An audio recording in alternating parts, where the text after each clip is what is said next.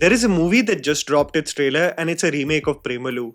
Imran Hashmi, after the success of Avarapan 2, is formulating the perfect nostalgia trip again with Jannat 3 for next year. Akshay Kumar is showcasing his dark side, not with an original film but with a remake of an above-average Malayalam thriller. We are rebooting a popular web series as if we were not emotionally invested for 3 seasons with it and presenting it to you again in a feature film. We are adding Ravi Kishan into the mix also because who is a bigger obsession in this country than him? Ajay Devgan is all set for Drishyam 3 for October, and you know very well that he took notes down for whatever went wrong with the Mohanlal film and will repurpose it with changes, making people laud his great intellect. Bollywood has no new ideas, and this compelled me to make this video, speaking about how not only is the future of Hindi cinema slightly doomed, but our aging stars find themselves in a vacuum that is probably the worst it has ever been in decades. Let's start with Bhai first. Salman Khan is one particular star from the 90s where the audience feels more concerned than excited for his ventures right now. This is because you can tell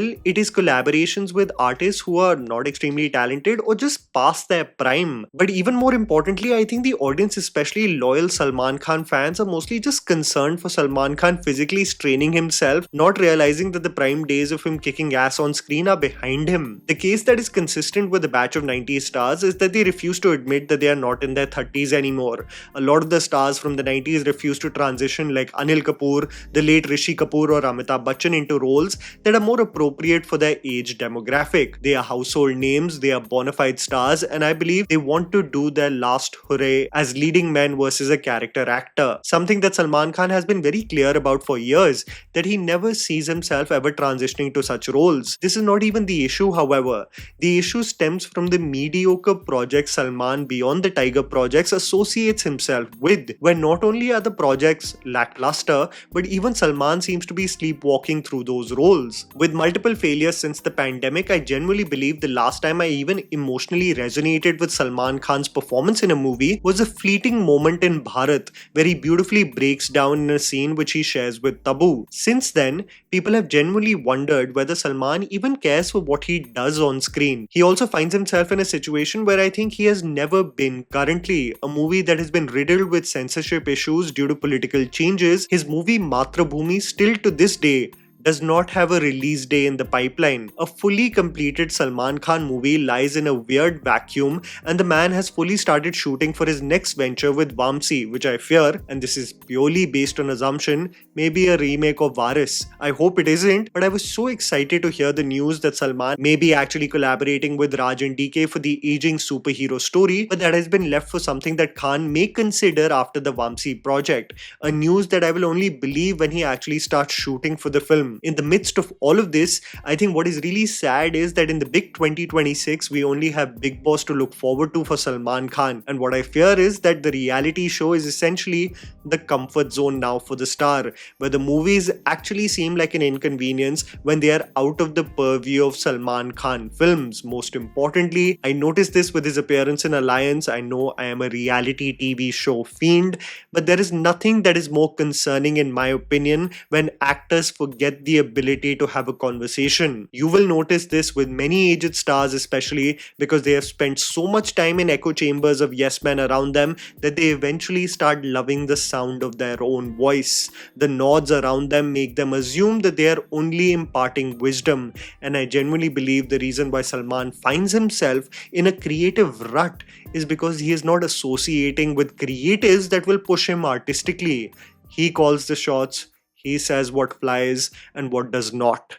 And it's a slippery slope for disaster in my opinion, where only your word is what matters in a collaborative medium. They often say that failures are your biggest teachings and success often becomes a trap of emulating old patterns. And this is the predicament that I believe Shah Rukh Khan finds himself in. He, during the low phase of flops in the 2010s, referenced on how the failure of those movies makes him want to double down on genres until he gets it right. How the failure of movies like Ravan and Fan genuinely hurt him, and how the failure of those movies does not make make him want to pivot or change his approach, but actually try even harder regarding risks. But what happens when one, after close to a decade, experiences a blockbuster? What happens when, with all earnestness, Shah Rukh Khan states that his son told him that we have seen your success in stardom, but your youngest has never? What happens when you do experience that euphoria with your return on the big screen after 4 years? Then you just double down. And I believe Shah Rukh Khan with King is simply doubling down on what worked aesthetically with Pathan and Jawan, a high-octane action film with a trusted creator like Siddharth Anand, with the assumption that this is what people want. This especially is something extremely ambitious,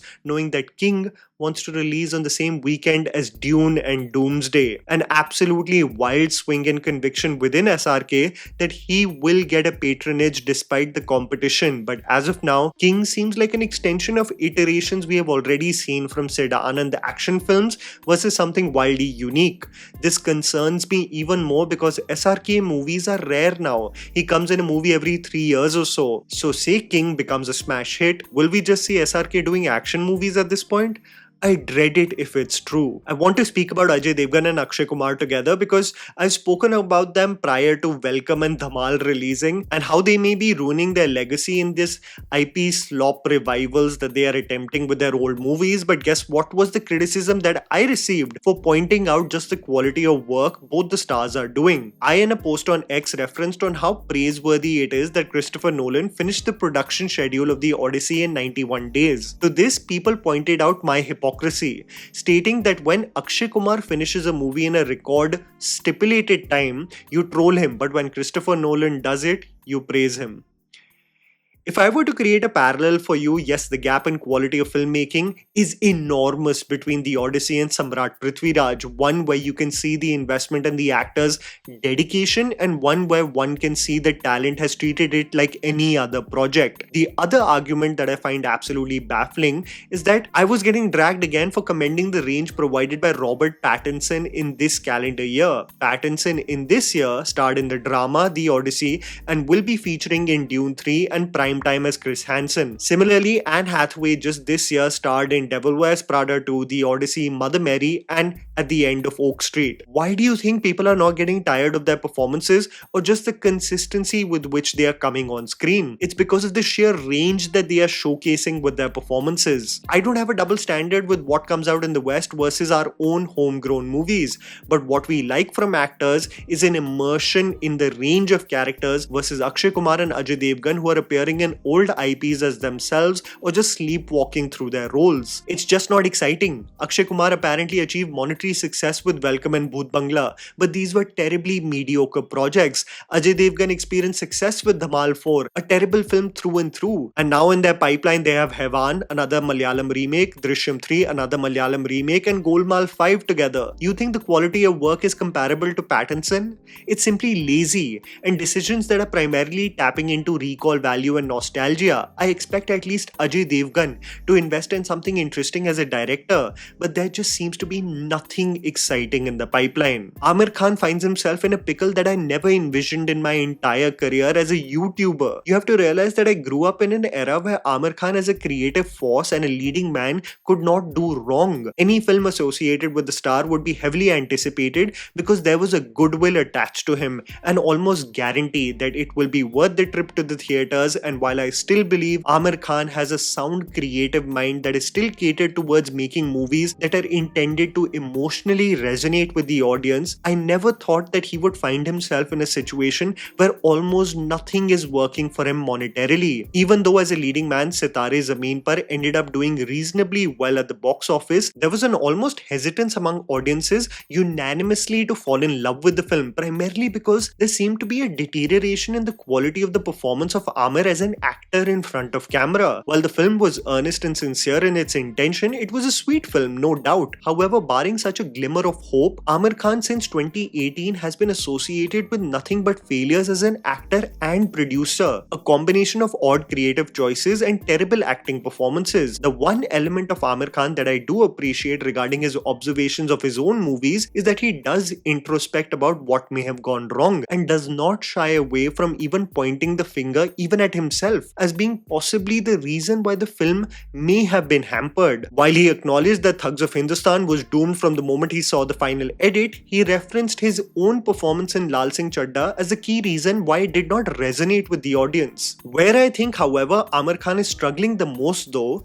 is him being lost in the current atmosphere of marketing and PR. For most millennials, Aamir Khan was known beyond his acting performances as a marketing genius, finding ways to promote the most niche films and still finding a way to connect with the audience through creative promotional styles. But in the current atmosphere, it almost seems like Aamir Khan is throwing everything at the wall, hoping for something to stick, versus actually having a strategy to make his films land and connect with the audience. He went into a blitzkrieg of interviews with Sitare Zameen Par, appearing in podcasts and interviews like I had never seen before in his career spanning over 30 years. The same man who was barely accessible to the media was now appearing in every single news channel and YouTuber's podcast, giving a lot of wisdom regarding the film industry that people were interested in, but also regurgitating the same stories again and again that was simply getting tiring. The man would be defending the case of remakes by referencing Shakespeare adaptations. The man would be providing a strong stance against OTT players, stating that movies should not be available at least 6 months after their theatrical release, and that just a few months later Lal Singh Chadda would be on Netflix. We thought that Aamir would have a revolutionary stance with his pay-per-view model on YouTube for Sitare Zameen Par, but he would make the same title be available on streaming platforms months later. Aamir often in these interviews would say something, but when the actions would not match whatever revolutionary idea he had,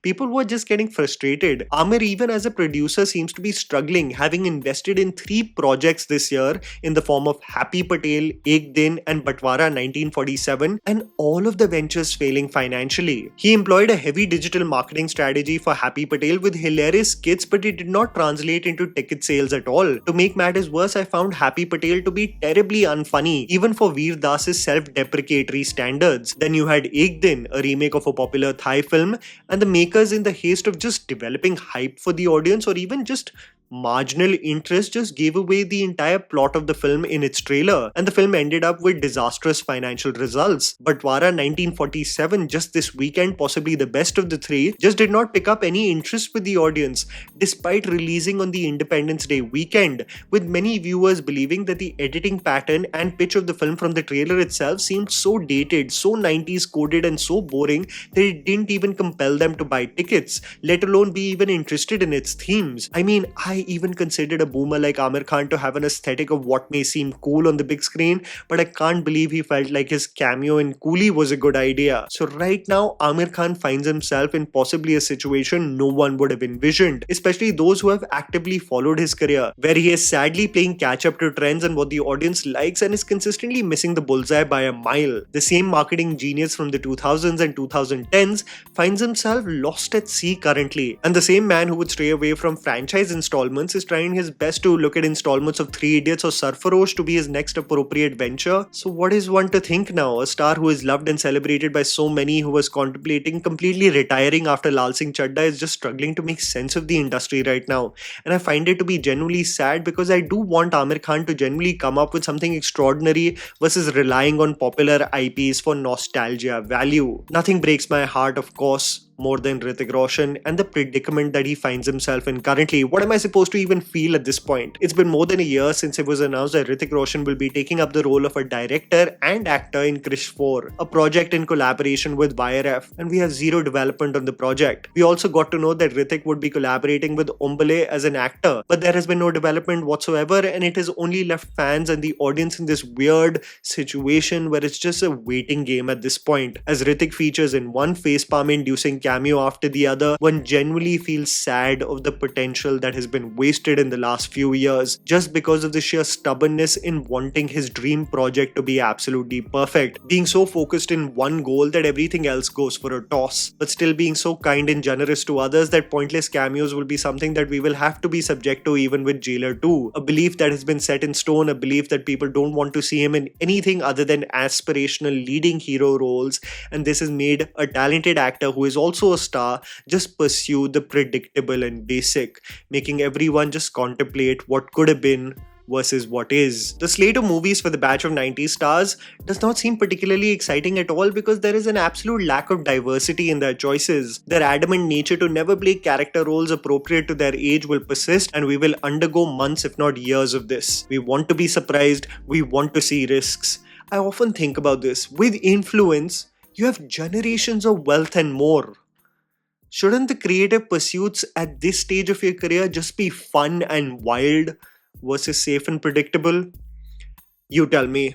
And that was the video, guys. Write down in the comments below of the interesting predicament that a lot of the 90s stars find themselves in. Please don't forget to follow me on Instagram. The handle's right in front of you. Follow me at JammyPants4. Also, please support us by smashing the like button and subscribing to our channel for weekly content ahead. Thank you for watching.